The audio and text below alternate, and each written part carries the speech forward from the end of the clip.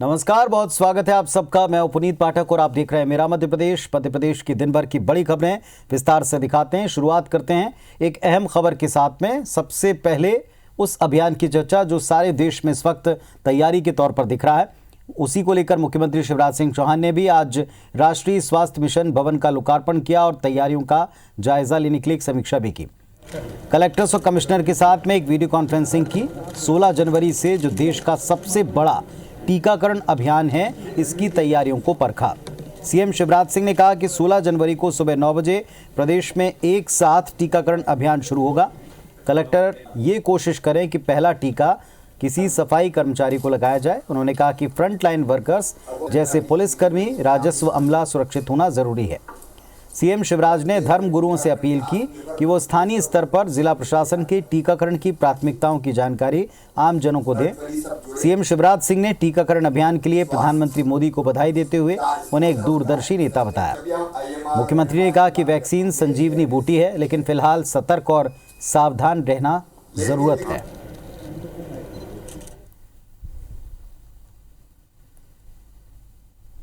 Covid के खिलाफ दुनिया का सबसे बड़ा टीकाकरण अभियान हमारे यशस्वी प्रधानमंत्री श्रीमान नरेंद्र मोदी जी के नेतृत्व में 16 जनवरी को अब हमारे देश में प्रारंभ हो रहा है। मध्य प्रदेश की तैयारियां पूरी हैं। माननीय मुख्यमंत्री शिवराज सिंह चौहान जी के नेतृत्व में मध्य प्रदेश की सरकार हर तरह की चुनौती का सामना करने को तैयार है और हमें पूरा विश्वास है कि 16 तारीख को हम सफलतापूर्वक इस दुनिया के सबसे बड़े टीकाकरण अभियान को मध्य प्रदेश में सफलतापूर्वक निष्पादित करेंगे। 15 साल की उम्र में लड़कियों के प्रजनन योग्य हो जाने वाले बयान पर पूर्व मंत्री सज्जन सिंह वर्मा को भारतीय जनता पार्टी जमकर घेर रही है। प्रदेश बीजेपी अध्यक्ष वीडी शर्मा ने सज्जन सिंह वर्मा के बयान को दुर्भाग्यपूर्ण बताया। कहा कि उनकी मानसिकता दर्शाने वाला बयान है। कैलाश विजयवर्गीय ने कहा कि ऐसे विवादित बयान वही लोग देते हैं जिन्हें माता पिता ने संस्कार न दिए हों। ऐसे लोग कृपा के पात्र हैं। वहीं मंत्री विश्वास सारंग ने सज्जन सिंह वर्मा को कांग्रेस से निकालने की मांग की। सज्जन के बयान को बेतुकार दुर्भाग्यपूर्ण बताया, साथ ही नारियों का अपमान बताया। आपको बता दें कि सीएम शिवराज सिंह चौहान ने बीते दिनों ये कहा था कि लड़कियों की शादी की उम्र 18 साल से बढ़ाकर 21 साल की जानी चाहिए और इस पर सज्जन सिंह वर्मा ने प्रतिक्रिया देते हुए कहा कि लड़कियां 15 साल में प्रजनन योग्य हो जाती हैं और इसीलिए उम्र बढ़ाने की कोई ज़रूरत नहीं। इस बयान पर राष्ट्रीय बाल अधिकार संरक्षण आयोग ने उन्हें नोटिस जारी कर स्पष्टीकरण मांगा। सुनवाते हैं आपको बयान के बाद आई प्रतिक्रियाएं। अरे भैया 18 साल की हो जाए, शादी करके अपने ससुराल में जाके सुखी रहे। वो उन्होंने कहा नहीं साहब, हम पहले मुख्यमंत्री बनेंगे, 21 साल उम्र होना चाहिए। क्यों होना चाहिए? इसका लॉजिक है उसका। डॉक्टर बोलते हैं 15 साल के बाद ही बच्ची प्रजनन के योग्य हो जाती है। ये बड़ा डॉक्टर हो गया 21 साल। ये अत्यंत दुर्भाग्यजनक है। कांग्रेस का यही चरित्र है।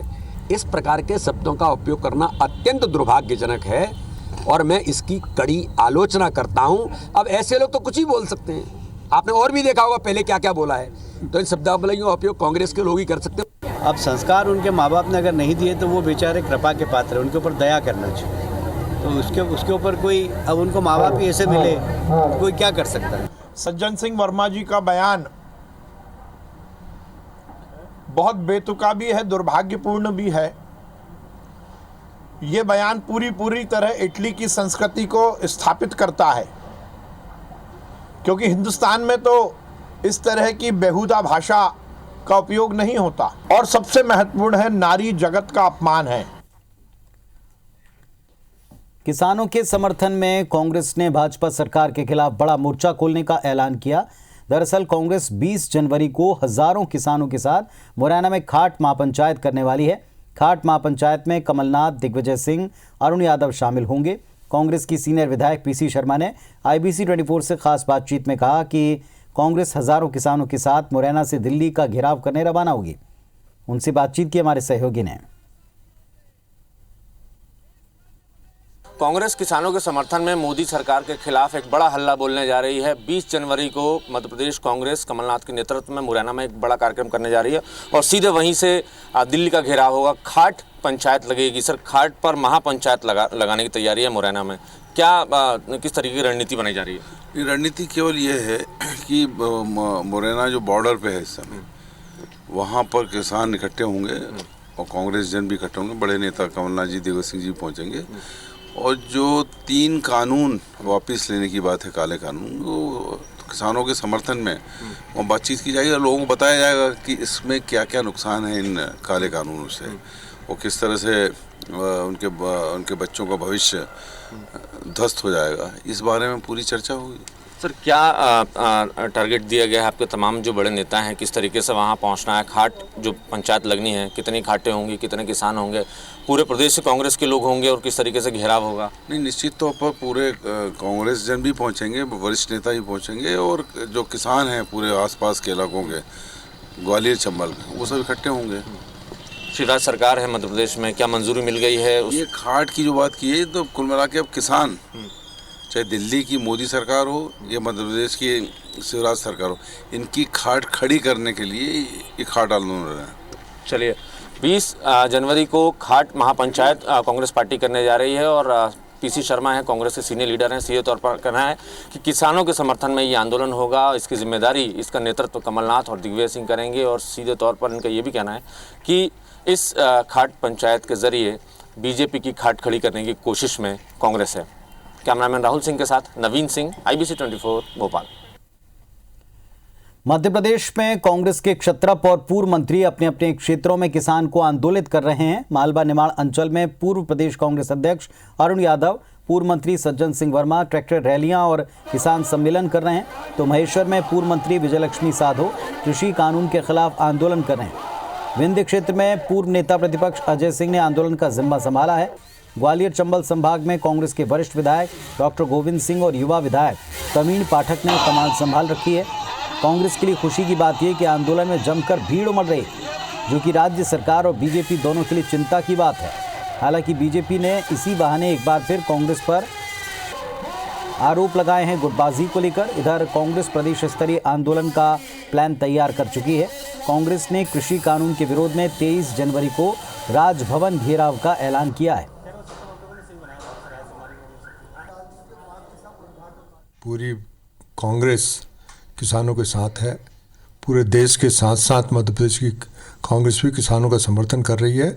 जब तक इस तीनों कानूनों को वापस नहीं लिया जाएगा, हम किसानों के साथ खड़े रहेंगे। सुप्रीम कोर्ट के निर्णय आने के बाद भी उन्होंने स्टे लगा दिया है। मोदी सरकार को तीनों अध्यादेश वापस लेने पड़ेंगे। कांग्रेस में कोई भी दूसरे को नेता मानने के लिए तैयार नहीं है और ये कांग्रेस की दुर्गति आज से नहीं है, पहले से ही है। पहले छत्रप होकर के अपना सीमाएं बांट ली और उसके अंतर्गत काम करते थे। आज भी कमोबेश वही स्थिति आ रही और कांग्रेस लगातार रसातल की तरफ जा रही। मध्य प्रदेश में कांग्रेस शून्य की स्थिति में पहुँचने की ओर जा रही है, क्योंकि उनके पास न नेता है, न नियत है, न कार्यक्रम है। पीसीसी चीफ कमलनाथ ने मध्य प्रदेश में करीब 4 दशक बाद नगर कांग्रेस कमेटियों को निकाय चुनाव के लिए प्रत्याशी चयन के अधिकार दे दिए हैं। अरसे बाद मजबूत हुई नगर कांग्रेस कमेटियां भी अब अपना प्रभाव दिखाने लगी हैं। जबलपुर में नगर कांग्रेस कमेटी ने बड़े नेताओं को दो टूक कह दिया कि वो अपने पसंदीदा कार्यकर्ताओं को पार्षद की टिकट देने का दबाव न बनाएं। कांग्रेस के नेता मानते हैं कि अगर वाकई काबिल नेताओं को टिकट मिलता है तो तस्वीर कुछ अलग होगी।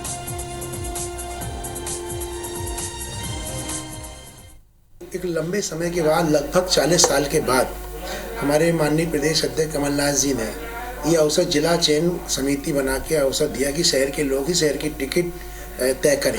हम से संदेश देना चाहते हैं कि हमारे कोई भी वरिष्ठ नेता ऐसे व्यक्ति के लिए अप्रोच ना करे जो आपके विश्वास में ना हो। मध्य प्रदेश में बीजेपी की नई कार्यकारिणी के गठन पर बीजेपी प्रदेश अध्यक्ष वीडी शर्मा ने कहा कि अभी सबको जिम्मेदारी मिली है, सब अपने क्षेत्र में काम करेंगे। वीडी शर्मा ने 10 साल से जमे पदाधिकारियों को कार्यकारिणी से बाहर रखने पर कहा कि संगठन ने कोई फॉर्मूला तय नहीं कर रखा, जो समय और ज़रूरत के अनुकूल होता है उन्हीं को जगह मिली है। सिंधिया समर्थकों को कार्यकारिणी में जगह नहीं मिलने पर कहा कि सिंधिया बीजेपी के अभिन्न अंग हैं, उनके साथ आए नेता बीजेपी के सीनियर नेता हो चुके हैं, अब कोई किसी का समर्थक नहीं है, सब बीजेपी के नेता हैं। जिसकी जहां आवश्यकता होगी उन्हें वहां स्थान दिया जाएगा। इधर कांग्रेस ने बीजेपी की नई टीम पर चुटकी लेते हुए ये कहा कि बीजेपी ने एक बार फिर सिंधिया को आईना दिखाया। पूर्व मंत्री पीसी शर्मा ने कहा कि ये बीजेपी की पॉलिसी है, वो धीरे धीरे सिंधिया को पार्टी में अलग थलग कर देंगे।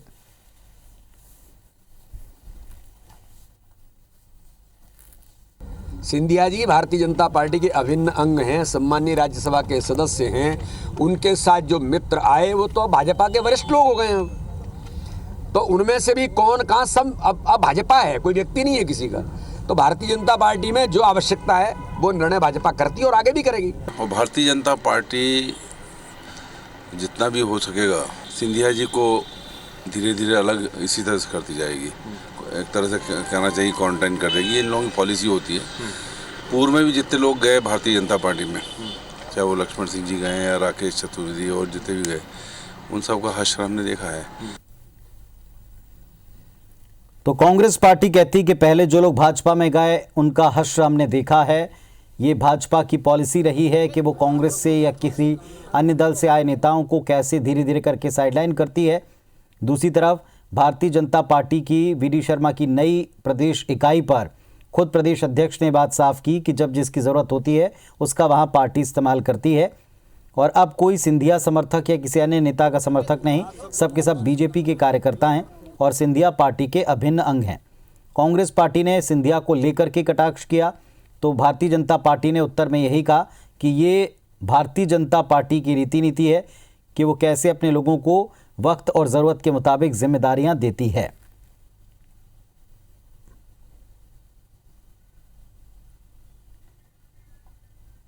तो भारतीय जनता पार्टी की नई टीम बन चुकी है।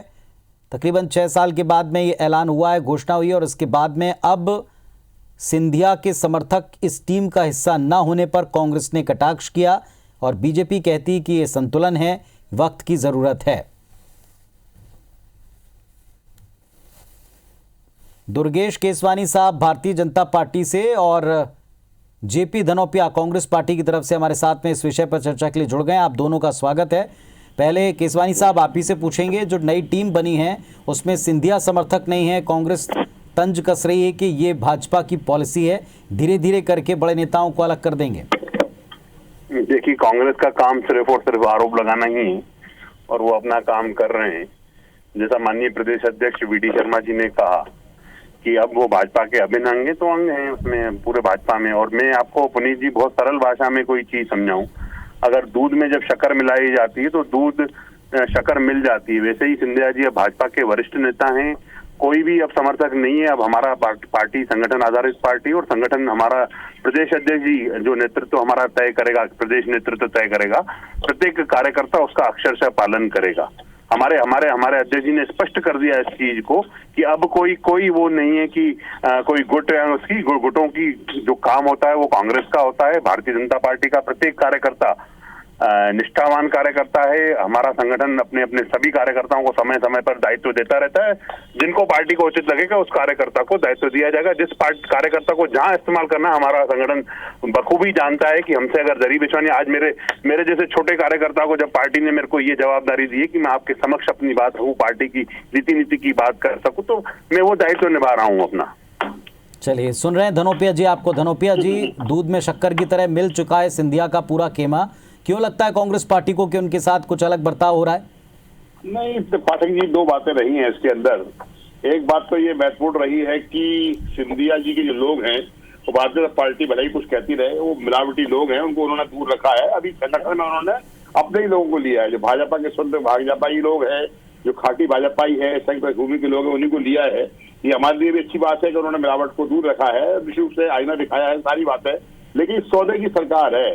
मैं एक दूर तक देखता हूँ, सोचता हूँ कि अभी पिछले दिनों की बात है जब मंत्रिमंडल के पुनर्गठन की बात आई थी, सिर्फ 2 ही लोगों को लेना पड़ा था अंडर प्रेशर, गोविंद सिंह राजपूत, तुलसीराम सिलावट। किसी और को लेने की हिम्मत भी नहीं पड़ी भाजपा की। क्यों?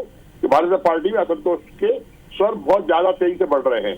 आज 30 से 35 विधायक बहुत परेशान है। भारतीय जनता पार्टी में कभी भी कोई भी भूचाल आ सकता है। लेकिन जहां तक जो सौदा हुआ है वो सौदा सिंधिया जी का सत्ता के लिए हुआ है, संगठन के लिए नहीं हुआ है। और सत्ता में भी आप देखिए निगम मंडल में जो नियुक्तियां होंगी उसमें 75% नियुक्तियां शुद्ध रूप से सौदेबाज लोगों की होगी, जो उनके साथ आए थे, जिन्होंने सरकार बनवाई है, जिन्होंने भारतीय जनता पार्टी की मांग में उधार का सिंदूर भरा है, वो लोग सभी लाभान्वित होंगे, वो सबको ही लाभ मिलेगा। ये होने वाले समय में आप देख लीजिएगा। केसवानी साहब, जो दावा यहाँ पर लगातार किया जा रहा है बीजेपी के द्वारा कि सबको ज़रूरत के मुताबिक इस्तेमाल किया जाता है, उनका उपयोग किया जाता है, दूसरी तरफ ये आरोप भी लग रहा है कि ये सौदेबाजी वाली सरकार। सुन लिया आपने, सारी बातें दोहराने की आवश्यकता नहीं, उनका उत्तर देना चाहेंगे आप? मुझे लगता है पुनीत जी, जनता ने इनको जवाब दिखा दिया है, इनको कांग्रेस को आईना दिखा दिया है। जब ये जनता के बीच में थे, मैदान में थे, जब ये 28 उपचुनाव को लेकर जी, अगर इनके बात अगर जनता सुनती तो आज ये विपक्ष में नहीं बैठे होते, आज ये आरोप नहीं लगाते होते। तो ये सिर्फ इनका काम आरोप लगाना है और तीसरी बिकाऊ टिकाऊ और जो जितनी भी बातें कांग्रेस के साथी कर रहे हैं, जनता ने सिरे से खारिज कर दिया। मध्य प्रदेश की जनता विकास चाहती है। लेकिन क्या पार्टी के भीतर कोई असंतोष है, कोई ऐसी चीज उपज सकती है जिसके बारे में कांग्रेस या अन्य लोग इशारा कर रहे हैं? देखिए, कहीं कोई असंतोष नहीं है, कहीं कोई नहीं। हमारा संगठन, मैंने बताया ना आपको, हमारा भारतीय जनता पार्टी का कार्यकर्ता निष्ठावान कार्यकर्ता है, अपने संगठन की बात को बखूबी समझता है, अपने संगठन के आदेश को पालन करता है। जैसा संगठन हमसे अपेक्षा रखता है, प्रत्येक कार्यकर्ता उस पर खरे उतरने की जो चिंता है वो करता है और प्रत्येक कार्यकर्ता अक्षरशः उसको पालन करता है। अब मेरे मित्र यहाँ बैठ के टिकाऊ बिकाऊ कुछ भी करते रहे, आप सत्ता इनसे खिसक चुकी है, अब ये ऐसी बातें करते रहेंगे, उस सदमे से निकल के जनता के हितों की बात करनी चाहिए। तो नई टीम बन चुकी है और अब नई टीम कैसे पार्टी को और पार्टी के कार्यों को जनता के बीच रखती है, ये भी देखेंगे। जो आरोप लगे हैं वो उनमें कितनी सत्यता है, कुछ दिनों बाद दिखेगा। शुक्रिया आप दोनों का जुड़ने के लिए। चलिए देखते हैं बिग न्यूज।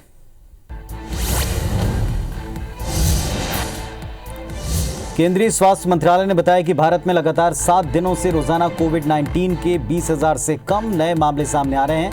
पिछले 24 घंटे में देश में कोरोना वायरस के कुल 16,946 नए केस मिले। 17,652 लोग संक्रमण से ठीक हुए। भारत में मौत के मामले भी कम हुए हैं। स्वास्थ्य मंत्रालय के मुताबिक बीते 20 दिनों से रोजाना 300 से कम मौत के आंकड़े सामने आए हैं। व्हाट्सएप की नई प्राइवेसी पॉलिसी को दिल्ली हाईकोर्ट में चुनौती दी गई। याचिका में कहा गया कि व्हाट्सएप की नई पॉलिसी राइट टू प्राइवेसी का उल्लंघन है, राष्ट्रीय सुरक्षा के लिए घातक है। ये याचिका दिल्ली हाईकोर्ट में वकील चैतन्या रोहिल्ला ने दाखिल की है। याचिका में हाईकोर्ट से तत्काल प्रभाव से व्हाट्सएप की नई नीति को रोकने की मांग की गई है। कवर्धा में मंत्री मोहम्मद अकबर ने अंग्रेजी माध्यम स्कूल भवन का भूमि पूजन किया। लगभग 2.48 करोड़ की लागत से स्कूल भवन का निर्माण हो रहा है। इस अवसर पर मंत्री मोहम्मद अकबर ने कहा कि शासन की योजना के मुताबिक प्रदेश भर में अंग्रेजी मीडियम स्कूल खोले जा रहे हैं और इसका लाभ सभी वर्ग के लोगों को मिलेगा। इसके अलावा मंत्री मोहम्मद अकबर ने कई विकास कार्यों की सौगात दी।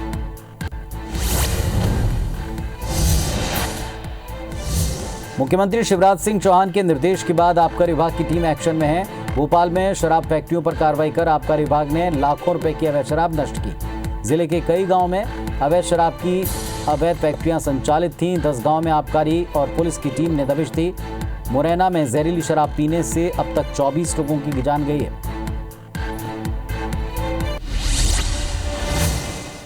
तो इस बुलेटिन में फिलहाल इतना ही। तमाम खबरों और अपडेट्स के लिए आप देखते रहिए IBC 24। नमस्कार।